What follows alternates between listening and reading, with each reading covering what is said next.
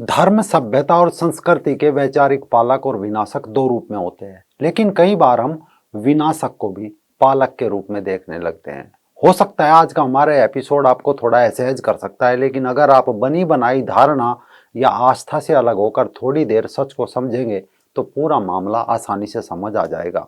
अगर आस्था में फंसे रहे तो एजेंडा आगे बढ़ता रहेगा। तो आगे बढ़े इससे पहले आप ये वीडियो देख लीजिए। अध्याय में लोग कहते हैं भागवत जी में राधा का नाम नहीं है, राधा का नाम नहीं है। ये लोग गलत कहते हैं, जो भी कहता है गलत कहते हैं। लिखा हुआ मैं आपको श्लोक दिखा रहा हूं। भागवत जी के 8वें स्कंद के 10वें अध्याय में श्लोक नंबर 40 है, लिखा है उद्यतायुध दौरदंडई राधावंतो भटान मृधे। राधावंतो लिखा, स्पष्ट लिखा गुरुजी। ऐसा है, नाश मत करिए। आधावंत है, आधावंत में दौड़ते हुए या संधि हो गई है गुरुजी। नहीं नहीं, ये गलत आप जो है गुरुजी गुरुजी गुरुजी गुरुजी गुरुजी गुरुजी गुरुजी गुरुजी गुरुजी गुरुजी। हो सकता है आपने वीडियो कई बार देखा हो, लेकिन आस्थावश इग्नोर कर दिया हो, क्योंकि कथावाचक जी कह रहे हैं कि भागवत गीता में राधा नाम का उल्लेख है, जबकि एक श्लोक भी पढ़ते हैं, लेकिन पास बैठे उनके गुरुजी उन्हें डांटते हैं कि ये झूठ है, पूरी भागवत में राधा नाम का कहीं भी जिक्र नहीं है। कथावाचक झेप जाते हैं और फिर कथा शुरू हो जाती है। नमस्कार, मैं राजीव चौधरी। ब्रज क्षेत्र में जब आप जाते हैं तो राधे राधे या राधा कृष्णा हर जगह सुनने को मिल जाता है, या कृष्ण के साथ राधा का नाम जुड़ा पाकर खुद ही भक्ति भाव पैदा हो जाता है। किंतु सवाल बन जाता है कि कृष्ण के साथ राधा का नाम कैसे जुड़ा, कैसे वो भगवान श्री कृष्ण जी की प्रेमिका बनी, गोपियों की रानी बनी। आखिर कौन है वो राधा जिसका जिक्र न महाभारत में न गीता में, लेकिन इसके बावजूद भी उसे कृष्ण की प्रेमिका बताया जाता है। किस्से को समझिए, कैसे एक षड्यंत्र के तहत योगी राज भगवान श्री कृष्ण जी का पूरा जीवन और चरित्र ही बदल डाला। दरअसल इतिहास में एक छुपा हुआ नाम है सैयद इब्राहिम। ये जो सैयद इब्राहिम थे, इन्होंने ही सबसे पहले कृष्ण का नाम राधा से जोड़ा। इन्होंने ही बताया कि कृष्ण की तो 16,000 पत्नियां थी, और विडंबना देखिए, हमने कहो या हमारे धर्म गुरुओं ने मान भी लिया कि सैयद इब्राहिम सच कह रहे हैं। ऐसे में सवाल है कि आखिर सैयद इब्राहिम को ये सब कहने की नौबत क्यों आई? क्यों वो कृष्ण के साथ राधा को जोड़ने लगे? आखिर क्यों वो कृष्ण की हजारों पत्नियों का राग अचानक गाने लगे, जबकि उनसे पहले तो कृष्ण जी के साथ उनकी एक पत्नी रुक्मणी का ही जिक्र किया जाता था? असल में बहुत पहले भारत में शास्त्रीय युग हुआ करता था। उस दौर में अर्थशास्त्र, दर्शन, खगोल, धर्म, कला और विज्ञान पर चर्चा हुआ करती थी। ऐसे दौर में अकबर का भारत के कई हिस्सों पर भी शासन हो चुका था। हालांकि इस दौर में यूं तो शास्त्रार्थ विद्या विलुप्ति की कगार पर थी, लेकिन फिर भी इस्लाम भारत आ चुका था। दोनों ओर के लोग आपसी धर्म मजहब पर चर्चा किया करते थे। इस्लाम वाले जब अपने पैगंबर की खूबियां बताते तो भारतीय विद्वान उन्हें खदीजा की मौत से लेकर पैगंबर की 10 और शादियां करने पर हास्य कहो या मोहम्मद का मजाक बनाया करते थे। इसके बदले वो अपने आराध्य भगवानों का जिक्र किया करते, जिसमें कृष्ण जी के साथ रुक्मणी, शिव के साथ पार्वती और राम जी के साथ सीता जी, यानी एक ही पत्नी का गौरवगान किया करते थे, और इस्लाम में जायज बहुपत्नी प्रथा का मजाक बनाते। इस कारण मजहब के प्रचारक मुल्लाओं को लोगों के बीच पैगंबर की महानता का बखान करने में इन चीजों का सामना करना पड़ता था। अब यहाँ से एंट्री होती है सैयद इब्राहिम की। इन्होंने रस खान बनकर जो किया उसे कथावाचक आज भी गा रहे हैं, बल्कि न केवल गा रहे हैं बल्कि सैयद इब्राहिम उर्फ रस खान के एजेंडे को भी आगे बढ़ा रहे हैं। राधा रानी ने कहा कि सखियों, प्रेम की बात निराली होती है। राधा ही कृष्ण का आधार है, राधा ही कृष्ण की शक्ति है।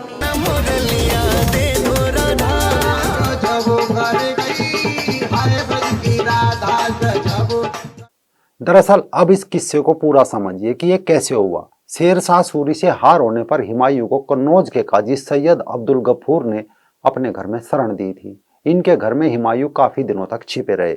बाद में शेरशाह की मौत के बाद हुमायूं ने सैयद अब्दुल गफूर को खान की उपाधि दी। ये सैयद इब्राहिम और रस खान इन्हीं के बेटे पोते थे। इनका बाप हुमायूं की जी हजूरी किया करता था।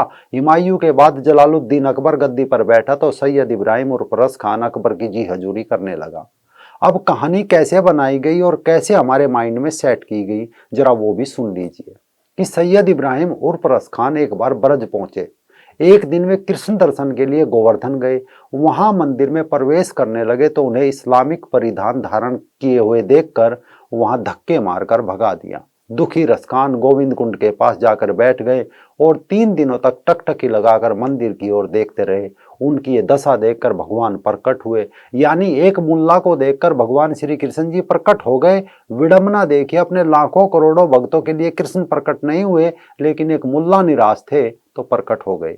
लेकिन कहानी बनाई गई कि भगवान के दर्शन पाते ही रसखान भक्ति रस में झूमने लगे।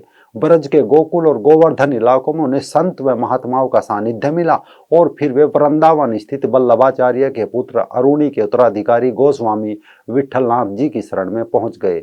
वृंदावन में दीक्षा लेने के बाद यहीं के होकर रह गए। बस फिर क्या था, भारतीय समाज धर्म भीरू है तो कहानी पर लोगों ने सवाल की बजाय विश्वास कर लिया।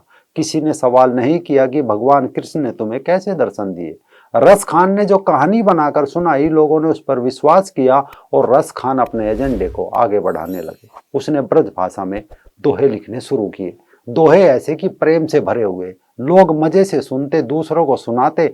इनके दोहों में राधा नाम की एक प्रेमिका का जन्म हुआ, यानी कृष्ण जी की प्रेमिका का जन्म हो गया। कृष्ण जी से उसका मिलन होने लगा, विरह वेदना होने लगी, गोपियां होती, डांस होता, कृष्ण गोपियों के कपड़े चुराते, फिर उन्हें नग्न अवस्था में तालाब के बाहर बुलाते। ये सब कल्पना की तो सैयद इब्राहिम उर्फ रस खान ने, लेकिन हमने भी इन्हें चटकारों की तरह लिया। रस खान अपने दोहों में कहते हैं, अरे अनोखी बाम तो आई गोने नई बहार, धरसी ना पाम है छलिया तुब ताक में। यानी इसमें रस खान कहते हैं कि अरे अनुपम सुंदरी, तुम नई नवेली गोना कराकर ब्रज में आई हो, क्या तुम्हें मोहन का चाल ढाल मालूम नहीं है? अगर तुम घर के बाहर पैर रखी तो समझ लो कि वो छलिया तुम्हारी ताक में लगा हुआ है। पता नहीं कब यह तुम्हें अपने प्रेम जाल में फांस लेगा। यानी कृष्ण जी को ऐसे बता जैसे वो महिलाओं की तलाश में छुपे बैठे रहते थे। उन्हें कोई दूसरा काम नहीं था, वो छिचोरे थे, लड़कियां छेड़ते थे। इसके आगे एक दूसरे दोहे में कहते हैं कि प्रेम अयनी श्री राधिका, प्रेम बरन नंद, प्रेम बाटिका के दोहू माली मलिन द्वंद। यानी रस खान ने लिखा कि राधिका प्रेम का खजाना है और कृष्ण नंद का बेटा प्रेम का रूप है। प्रेम रूपी बाग में दोनों माली मालिन की जैसे हैं। यानी ये राधा शब्द यहीं से शुरू हुआ, जिसके बाद में 1-2 पुराणों में भी इसे जोड़ा गया। रस खान ने लिखा, लाडलो छैल वही तो हीर को पीर, हमारे हिये की हरे गो। यानी हास प्रयास, गोपियों से छेड़छाड़, रास लीला आदि सब कृष्ण जी के नाम पर थोप दी गई। कुछ दोहे और संवैया में राधा को कृष्ण की दुल्हन के रूप में बताया तो कुछ में उनकी 16,000 पत्नियां जोड़ दी गई। आखिर क्या कारण था कि रस खान को गीता में कृष्ण की नीति, धर्म, ज्ञान, योग नजर नहीं आया? उन्हें नजर आई तो गोपियां। क्यों ज्ञान, योग, नीति, विज्ञान, धर्म के परम ज्ञाता श्री कृष्ण जी महाराज को रास रसिक बना डाला। श्याम मुरली वाला, बांसुरी वाला सब बना डाला। मनिहार का वेश बनाया, शाम चूड़ी बेचने आया। ऐसे ऐसे गीत लिखे जाने लगे। योगी राज श्री कृष्ण जी का जो असली चरित्र था वो मिटा डाला। सवाल है, ऐसा क्यों किया? दरअसल सामाजिक विज्ञान का कथन है, यदि आप किसी के जैसे नहीं बन सकते तो उसे अपने जैसा बना लीजिए। यूं तो पैगंबर कृष्ण जैसे नहीं हो सकते थे, पर कृष्ण के चरित्र को बिगाड़कर उसे उसके जैसा बना जा सकता है, ताकि धर्मांतरण करा जाए। कहा जाए कि मोहम्मद की 11 पत्नियां थी तो क्या हुआ, कृष्ण की तो हजारों थी। मोहम्मद अगर आयशा से प्रेम करते थे तो कृष्ण भी तो राधा से प्रेम करते थे। यानी रस खान ने जो 15वीं सदी में सोचा किया, उसका नतीजा आज हमें देखने को मिल रहा है। जबकि महाभारत ग्रंथ में राधा नाम का कोई नामो निशान तक नहीं है। इसके अलावा प्राचीन मंदिरों में कहीं भी कृष्ण के साथ राधा नहीं है। द्वारका विठलनाथ मंदिर, जगन्नाथ मंदिर, कहीं भी राधा के साथ नहीं है। कृष्ण जी की मूर्ति मथुरा में जो राधा के साथ है, ज्यादातर वल्लभ संप्रदाय इस्कॉन के द्वारा बनाए हुए हैं। कैसे बनाए, अब यहाँ भी एक किस्सा है। कहते हैं समय के साथ रस खान के दोहे इतिहास की गर्त में चले गए, लेकिन सन 1891 में हिंदी के एक लेखक नाटककार किशोरी लाल गोस्वामी जी थे। उनके हाथ रस खान के कुछ दोहे लग गए तो उन्होंने उन्हें सुजान रस खान नाम का एक ग्रंथ बताकर छपवा दिया और आधुनिक हो रहे भारत के लोगों के हाथ फिर कृष्ण जी के साथ राधा का नाम जोड़ दिया। इसके बाद तो कवियों, कथावाचकों ने राधा कृष्ण के वृंदावन के प्रेम प्रसंग का अतिशोक्तिपूर्ण ऐसा वर्णन किया कि कई जगह तो सुनकर भी इंसान को शर्म आने लगे। जागरण में डांस होने लगे, नृत्य होने लगे और अश्लीलता दोनों के नाम पर फैलाई जाने लगी। जबकि जो सोचने की बात है वो छोड़ दी कि भला कहाँ रासलीला और कहाँ युद्ध का मैदान, उनके बीच कोई तालमेल नहीं है। वो कृष्ण जी जो भरी सभा में द्रौपदी को नग्न नहीं देख सकते, वो क्या किसी गोपियों के कपड़े चुरा सकते हैं? खुद नारी जाति का शोषण करने के लिए योगी राज के महान चरित्र को रासलीला से जोड़कर कलंकित करने का प्रयास किया, ताकि कोई उनके पैगंबर पर उंगली ना उठा सके। किसी ने लीलाधर कहा तो किसी ने रसिक, किसी ने उसे गोपी प्रेमी कहा तो किसी ने कपड़े और माखन चोर, और भी न जाने क्या क्या कहा। इससे कुछ पल को उनका मनोरथ पूरा हो गया। उन्हें जो कथा करने के थे, पैसे लेने थे, वो ले लिए, लेकिन इससे कहीं ना कहीं भगवान योगी राज श्री कृष्ण जी का जो वास्तविक चरित्र था वो नष्ट हो गया।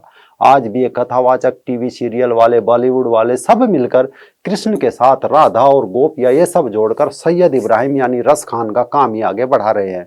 क्योंकि धर्म, नीति, ज्ञान, योग का संदेश देने वाले श्री कृष्ण जी इनकी समझ और बुद्धि से बाहर है। तो सवाल बन जाता है कि यदि रस खान इतने ही बड़े कृष्ण जी के भगत थे तो क्यों उन्होंने मुल्लापन नहीं छोड़ा, वो इस्लाम छोड़कर हिंदू क्यों नहीं बने? कमेंट बॉक्स में अपनी राय जरूर दीजिए। वीडियो अगर आपको सही लगा हो तो अपने कुछ ग्रुप्स में शेयर जरूर करें।